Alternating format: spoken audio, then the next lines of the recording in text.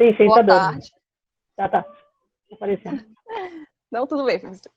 Boa tarde. Primeiramente, eu queria agradecer à professora por estar presente, minha orientadora, a professora doutora Marisa Almeida Cavalcante, ao professor Igor pela organização, né, por ser um ótimo tutor, e pela presença da minha irmã gêmea, Adriana de Souza Fontes, que está aí também olhando.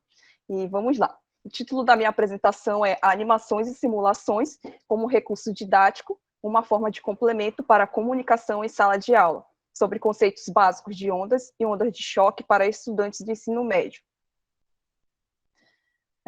Na minha justificativa, eu coloquei algumas frases e palavras que estão aqui para reforçar a importância, no caso, do que eu vou estar utilizando durante o meu projeto. Visualização e alteração, no caso das animações e simulações. Os alunos poderão estar alterando em algum momento os parâmetros, no caso, característicos de uma onda, por exemplo. E em alguns momentos não vai ser dessa forma, de manipulação, vai ser com visualização.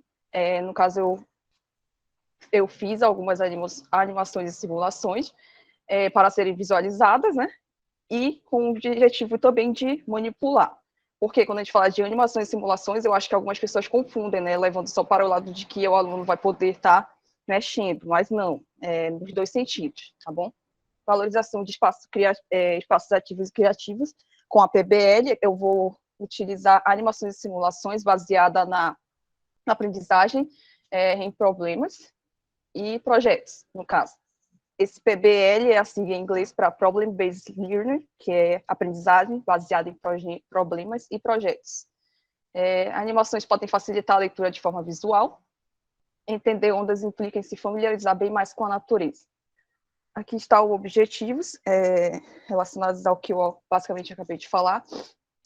Desculpa se minha voz estiver um pouco estranha, estou gripada um pouco aqui.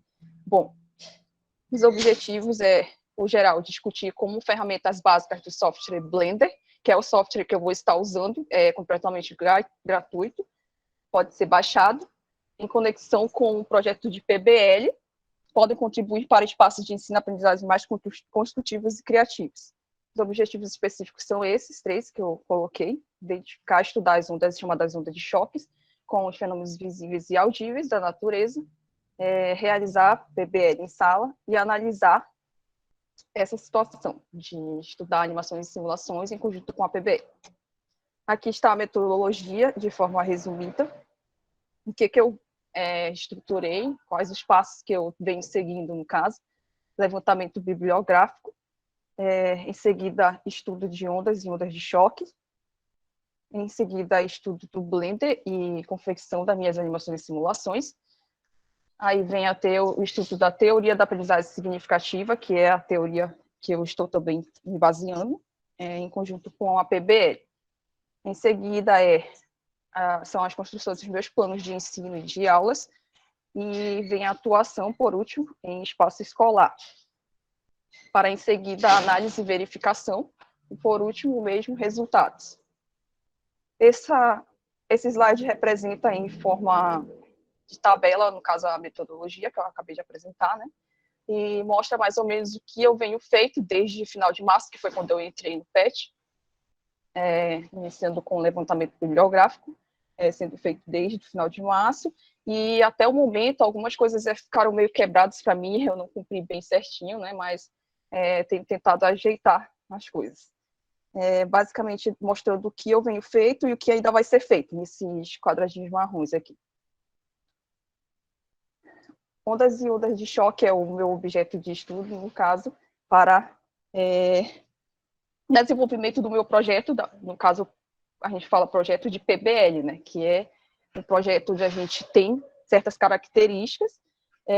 Ondas e ondas de choque, aqui tem uma imagem mostrando o que seria uma onda de choque, é uma fina camada, no caso, essa fina região aqui, onde é da ordem de 10 a menos 5 centímetros, no qual as propriedades do fluxo elas podem mudar drasticamente, né? Em comparação, por exemplo, ao efeito Doppler, quando a gente está estudando no ensino médio mesmo, a gente tem uma certa configuração das ondas, no caso, elas são esféricas concêntricas, e no caso de uma onda de choque, como seria mais ou menos a representação? Seria para um avião supersônico, no caso, que é um dos exemplos que a gente vê também de início, seria essa forma. E tem também exemplos de explosões, no caso, ligadas à detonação, que tem o fenômeno ondas de choque envolvido, e o próprio raio também seria um exemplo relacionado a ondas de choque. Aqui eu coloquei um slide falando um pouco sobre o Blender, para que eu vou usar, né? Como eu falei no início, para a visualização de alguns conceitos, que é, no caso, ondas e ondas de choque, que são apresentados no ensino de física, junto a algumas atividades. Eu não vou estar apenas trabalhando com, no caso, o meu software que eu estou utilizando. Eu quero trabalhar com outras atividades, experimentos, infográficos na plataforma Canvas, que disponibiliza vários templates bacanas, por exemplo, e outras formas de informações, né? E que se realizar essas atividades em plataformas de jogos, como o Kahoot, como a professora orientadora me sugeriu. No caso, a gente vai se concentrar nos componentes mais aplicáveis à visualização científica em ondas. Esse daqui é o link de onde pode estar baixando o software, que é uma representação do que eu fiz, um exemplo de como você pode fazer a animação na tela do Blender, que é representando em 2D, você pode fazer em 3D, dependendo de como você queira, e o grau de aprofundamento que você tem sobre o programa, né? Você pode ver tutoriais na internet, e aqui é um exemplo do que eu fiz para representar, no caso, uma onda de choque no avião supersônico. Aqui são minha gatinha Estela e os dois cachorrinhos, Brownie e Leon. Só para treinar, né? Aí a teoria da aprendizagem significativa, de David Alsper, eu vou estar trabalhando baseada nela. E a PBL, que é, como eu falei, a sigla para Problem Based Learning, que é aprendizagem baseada em problemas e projetos. O meu projeto vai seguir as características que tem que ter uma APB, no caso, as principais, no caso, essenciais, âncora, que é quando eu introduzo o problema, tem que ser algo que chame a atenção. Eles colocam geralmente assim, pelo menos no livro que eu estou acompanhando do autor William Bender, ele coloca dessa forma, um exemplo. Outras características essenciais de uma APB: trabalho em equipe cooperativa, questão motriz, feedback, revisão, investigação e inovação. Então, eu vou seguir todo um roteiro, né, não só jogar um problema e não só pedir uma apresentação de um assunto. Por exemplo, eu vou ter um roteiro para trabalhar com os alunos. Aqui são algumas das características importantes que estão relacionadas à teoria da aprendizagem significativa e PBL.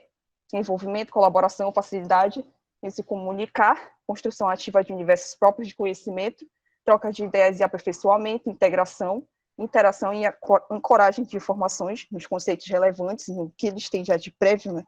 Como pode ser trabalhado, qual vai ser a ponte, no caso, quais seriam os organizadores prévios, no caso seria relacionado ao software, valorização de espaços mais criativos e comunicativos, desenvolvidos pelos próprios estudantes, que podem e devem sair de suas cadeiras para que as coisas ganhem vida. E aqui estão algumas das minhas referências bibliográficas. Obrigada. Acho que é isso, por enquanto. Muito bem, Andréia, obrigado. Apresentou só um certinho momento. dentro... Diga lá. É que eu esqueci de fazer só a apresentação já preparada que o senhor tinha comentado. Rapidinho. Aqui tá é bom. uma... Tem 1 minuto e pouquinho ainda. Olha lá. Tá. Não precisa fazer, viu? Eu ia perguntar justamente por isso, você teria a chance de falar. Aqui, ó. Tá, professor. Obrigado. Aqui, no caso, é um exemplo, né, de como a gente pode estar colocando. Se você mexer aqui, você pode ver o software trabalhando em 3D. No caso, eu estou trabalhando em 2D, que é informação de desenho. Eu criei esse desenho, e como é que eu posso estar manipulando isso? Mexendo na amplitude aqui, deixa eu dar um zoom. Minha coisa está toda... Calma. Aqui mexendo no período, aí vai ficando mais ajeitadinho. No caso, vai dando forma, né, a minha onda. Ou pelo menos a onda numa corda, como seria representado. Você mexendo aqui, aumentando ou diminuindo o valor. Deixa eu só trazer mais para cá. Aí você faz com que a coisa ganhe vida, né? E você pode também estar usando algumas coisinhas legais do software aqui, por exemplo, a canetinha, você pode representar até direto aí nele, né? Escrever tal, quais as características e tudo mais. Aí você pode deixar isso aí mais legal, mais ajeitadinho. Só era isso. Obrigada. Tá certo, eu que agradeço, Andréia. Passo a palavra ao professor Lúcio. Boa tarde, novamente, né? Primeiramente, parabéns aí, Andréia, parabéns à orientadora Marisa, colega aí que está sempre ajudando a gente aí nessas questões do ensino, do uso de tecnologias. É um prazer aqui estar conhecendo um dos seus trabalhos aqui com a aluna. Eu achei que para a apresentação de um projeto foi bem adequado, apresentou ali os objetos que se pretende trabalhar. Apenas eu senti falta, talvez pelo tempo, né, da integração ali do triângulo didático, né? Eu não entendi, você listou, né, por exemplo, a aprendizagem baseada em problemas, a aprendizagem significativa, o conteúdo, a metodologia, mas não entendi exatamente como essas coisas vão interagir e por que estão interagindo, né? Então, acho que ficou faltando um pouco essa explicação. No mais, a apresentação bem plástica, né? A desenvoltura é uma ótima desenvoltura na hora de apresentar. Então, nesse momento, eu deixo a palavra para você me dizer um pouco mais sobre essa interação. Por que, né, uma abordagem como essa você acredita que esteja ali, vamos dizer assim, como alguma alternativa, né, para o problema que deve existir na aprendizagem desse campo? E a outra coisa é justamente como é que essas coisas vão interagir, né? Porque eu vou passar a atividade assim, a atividade vai constituir isso, né? E aí vai ter um problema, vou levantar um problema, como é bem característico da PBL, e aí os caras vão para ali para que eu possa entender como a dinâmica vai fazer com que o triângulo didático aconteça. Então, essa é a minha pergunta. Boa tarde, professor.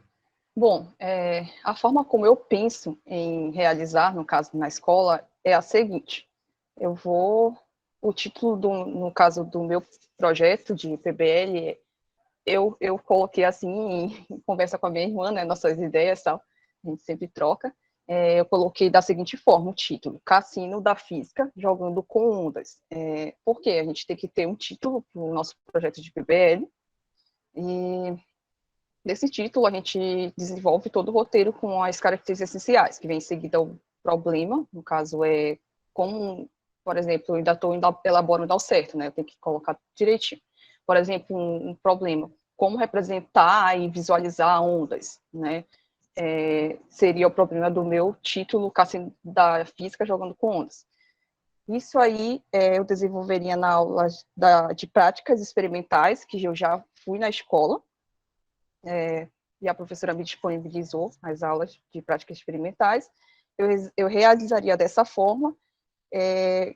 Em conexão com o software, eu queria trabalhar não só mostrando ou eles manipulando o software e fazendo atividades relacionadas ao software só. Eu queria levar o software para alguma coisa que eles trabalhassem em conjunto com outras atividades. Eles vão ser atuantes na construção do próprio projeto, no caso, para apresentar numa possível feira.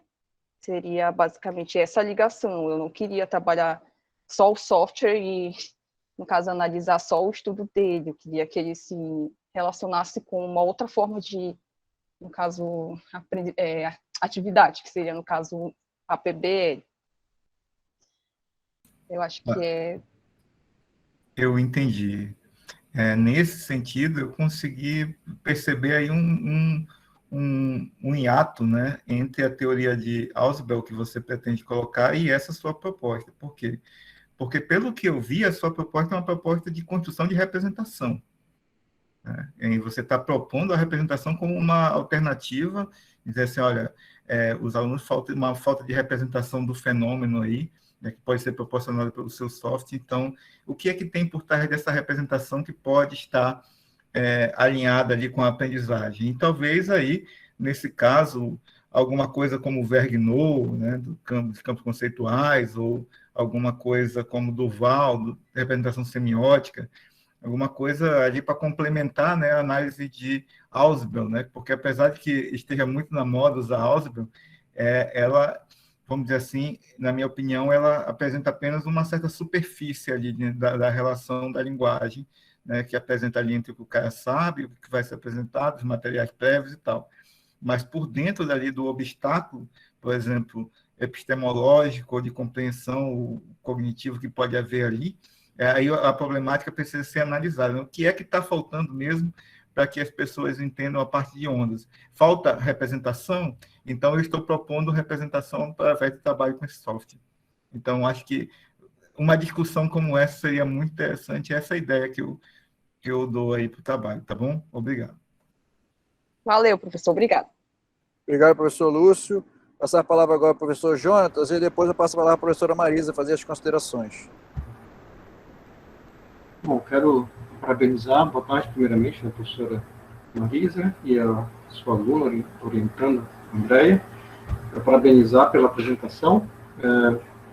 Não sou muito especialista na área, mas assistindo a sua apresentação, pude ver firmeza, pude ver convicção, né, a respeito do trabalho, e o que mais me marcou na apresentação é o fato de ter metas bem definidas, né? Você mapeou bem o que vai ser estudado, o que vai ser trabalhado, e a partir daí estabeleceu metas bem definidas, né? O cronograma ficou bem estabelecido, as ferramentas também, né, de trabalho ficou bem estabelecido. Então, um projeto que está recém-iniciado, né, março, né, nossa a ordem de grandeza do que é usado na pesquisa é considerado um tempo curto, né?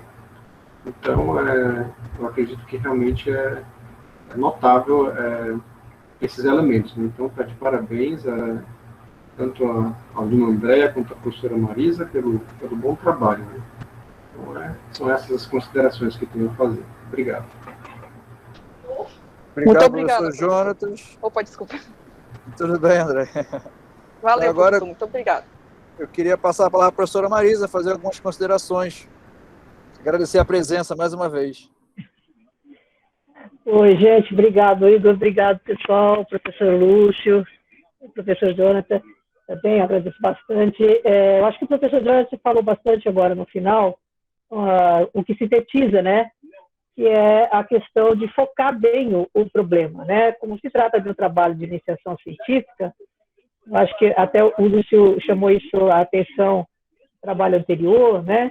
A questão de focar exatamente o que a gente vai fazer tem que ser bem estabelecido para que a gente não se perca, não corra o risco de se perder. E um tema que chama bastante a atenção da Andréia era essa questão ondulatória. A princípio não foi feito, Lúcio, nenhum tipo de estudo, isso é uma coisa que ainda é preciso fazer, porque é ondulatória do ponto de vista epistemológico, de aprendizagem, etc., né? Então, isso sim, é uma coisa que no levantamento bibliográfico ainda é necessário se fazer, né? Quais são as dificuldades? Será que é em representações ou não? Eu não sei exatamente e não posso dizer ao certo, porque não é ainda um trabalho que eu abracei fortemente, as dificuldades que permeiam a compreensão dessa questão ondulatória e mais, ela vai um pouquinho adiante, que ela trabalha um pouquinho com ondas de choque, que é uma coisa muito interessante e muito motivador. Então, a ideia seria trabalhar com a motivação, mas não a motivação solta, né? Olha, a gente pode e vamos chegar até aqui, mas é necessário um caminho, uma sequência didática, né, para que a gente estabeleça esses passos. Mas essa sequência só em cima das concepções prévias. Por isso ela fala bastante do Ausdorf, porque é necessário se trabalhar, né, com as concepções prévias dos alunos para criar uma aprendizagem significativa. Ainda não sabemos e não temos esse levantamento para dizer se vamos trabalhar com o problema das representações, e aí eu acho que as representações semióticas casaria muito bem mesmo. Eu gostei bastante dessa tua sugestão. Eu só não sei se é adequado para o trabalho de iniciação. Ainda fico um pouco receosa, né, com relação ao tempo, né, e ao conhecimento que o aluno pode desenvolver ao longo do processo. Porque há várias coisas, né, gente? Quando a gente trabalha em iniciação científica, não é só a questão do ensino que a Andréia tem que se focar, mas também naqueles problemas que ela tem conceitual, que traz consigo, né, vícios de graduação, problemas que ainda faltam ser compreendidos. é um trabalho que é bem centrado no aluno que está fazendo o processo, né? É um aprendizado para ele, enquanto estudante. Então, me preocupo muito com essa velocidade com a qual as coisas podem correr. Então, o mínimo é que nós teremos uma sequência didática que vai basear, né, que vai se ancorar na teoria de Ausubel da aprendizagem significativa. Isso é o mínimo que nós teremos. Todo o resto será um grande lucro e um grande salto, né? Claro que certamente utilizaremos diferentes mídias de representação, não só o software, mas outras possibilidades de interação para explorar as diferentes habilidades dos alunos, né? Porque nem todos os alunos, gostam só de informática, nem todos os alunos gostam da parte de exatas, alguns alunos têm a parte artística, outros alunos gostam de mexer, apertar parafuso, criar outras opções, usar ferramentas. Então, a gente pretende abordar as diferentes habilidades para incluir diferentes alunos nesse processo. Não com o foco nas representações semióticas, por isso que eu digo que, para mim, foi interessante esse teu viés. Nós havíamos pensado apenas em explorar habilidades, mas, se der tempo, com certeza o faremos. Eu agradeço bastante, né? Eu não sei se deu para entender, porque é uma iniciação científica e o foco tem que ser dado, né? E, prioritariamente, neste momento, eu me preocupo muito com o aprendizado da própria aluna, a Andrea, da segurança que ela tem com relação ao conteúdo e conhecendo as teorias de aprendizagem paralelamente, porque é mais difícil, né? A gente fala assim, ensino, parece uma coisa... ensino... Não, o ensino, além do cara entender muito bem o que ele está fazendo, ele tem que saber como que ele vai montar, né, essas diferentes representações e fazer dar sentido para outra pessoa, que às vezes não está nem aí para a física, não está nem aí para a ciência, né? E a gente tem que conquistar essa criançada toda, esses jovens, para a ciência. Esse é o nosso desafio. Não sei se ficou claro, gente, é um desafio para nós duas, tá? E para todo mundo que está trabalhando com ensino sempre. Então, ainda está bem no comecinho ainda. A gente tem muito chão para queimar, né, Andréia? Mas, Andréia, parabéns, viu, Andréia? Eu gosto muito da tua apresentação novamente. Você tem bastante facilidade para falar, para se expressar. Eu gosto bastante dessa tua versatilidade, né? Eu acho que a gente vai se dar muito bem. Obrigado, gente. Desculpa o tempo aí. Eu comido o tempo de vocês. Obrigado, Igor. Obrigado a todos. Nada, obrigado, professora Marisa. Vou passar a palavra ao professor Lúcio rapidamente, que pediu. Marisa, realmente você está de parabéns também por prestar bastante atenção nessa questão de saber as limitações, né, que se tem num trabalho de pesquisa a nível de iniciação científica, né? A minha colocação é apenas uma base teórica para entender, por exemplo, as questões de representação, se elas forem apontadas como problemática na parte de aprendizagem desse assunto, né? Então, aí a gente, como você mesmo falou, né, tem a questão artística, tem gente, por exemplo, que não tem problema de representação algébrica, né? O cara prefere olhar para uma equação ali, né, ali do seno, cosseno da onda e dizer, não, isso aqui eu estou vendo, estou olhando para essa equação e eu estou vendo. Mas tem outros que se desenvolvem e tal. Então, eu acho que vamos dizer, esse fluxo, né, nas representações, ele é sempre importante. E eu só quis fazer com que a teoria do Duval, né, seja mais, vamos dizer assim, divulgada, né, a gente conheça mais, porque ela está muito ainda restrita ao campo da matemática. Eu acho que a gente, na física, poderia estar se aproveitando um pouco mais. Então, obrigado. Obrigado, professor Lúcio, professora Marisa, Andréia, parabéns. Então, vamos agora para a reta final.